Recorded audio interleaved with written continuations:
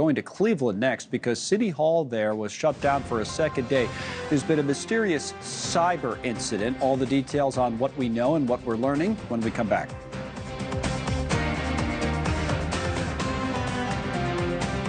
Sharon saved her supply chain from cyber risk and ended the office goat debate.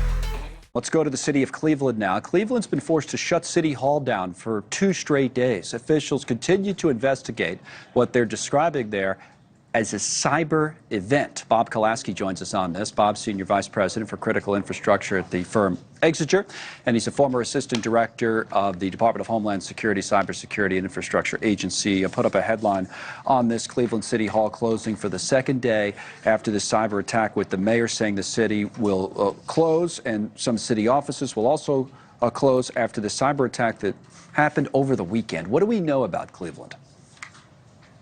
Well, not enough right now, Connell, I think is the short answer. I mean, it is got to be frustrating to the people of Cleveland to see their government closed down, government services closed down for a couple of days because of what is yet and hard to know what happened in terms of the cyber incident, as you said, or cyber event. But it certainly looks like it was something that was widespread enough to make a lot of the IT systems not effective right now, which made it hard for people to go to work and the government of Cleveland to support citizens on day-to-day activity. The good news is, from the reporting, emergency services still seem to be available, and we haven't seen anything that looks like operational outages that are impacting the healthcare system too significantly in terms of delivering healthcare.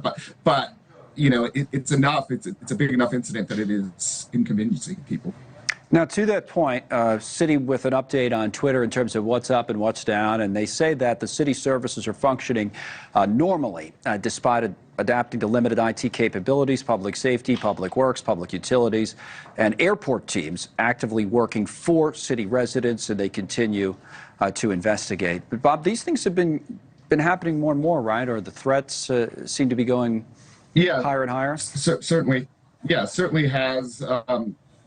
It's not a surprise that public infrastructure, public IT investment in cities like Cleveland probably aren't where they need to be. There is a real race, which I appreciate, by state and local governments to upgrade their IT systems. That obviously needs to be funded by state and local governments and their legislatures. That's a need. The federal government has stepped in to try to assist with grant funding and the like. But as you see more and more of these incidents, they build off each other, right? State and local governments become a target for criminal activity, become a target for ransom gangs and the like. There's no reporting that I've seen that this is a ransomware incident, but we have seen across the state and local infrastructure a spate of ransomware attempts to make money off of the vulnerabilities that exist in state and local governments. Right. And that's something that we race to close. A lot of times when we get stories like this, we say, well, could have been worse. What do you worry about? What's the scenario that keeps you up? You know, there are the things that local government does that are most important.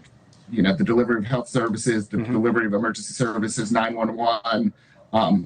You know, those in particular, as we get closer to election day, making sure that election infrastructure is hardened and that local elections work effectively. So it is a question of criticality, Connell, that should be what keeps us up. We know there are going to be vulnerabilities at a certain level in state and local systems, but prioritize the critical systems where the vulnerabilities need to be closed to keep operational activity from being disrupted for things that are really important. Now, you mentioned the election and public safety. Right, is obviously one of those. I'll give you one other before we wrap up. Reuters has a headline on the Olympics, Paris 2024 coming up, saying that they're gearing up to face unprecedented cybersecurity threats. Talk about the Olympics and the threats here and whether they're ready for it, and from what you know. I mean, we've seen in the past actors try to influence the Olympics, and this is something that the government and the Olympic committees know is a priority and are prioritizing against it. We've seen attacks for propaganda purposes. We haven't yet seen anything that's had widespread impact on the actual conduct of the games, but it has to be a priority. You know, an Olympic committee, the Paris Olympics, it's a startup activity, right? And they have to build the structures in place, get the information, and make the investments to maintain their systems. You know, I know that kind of planning is going on, but it's not surprising that something with this much public attention is going to be potential target. All right, Bob Kolasky, we always appreciate your time on all things cyber. Appreciate you coming on today. Let's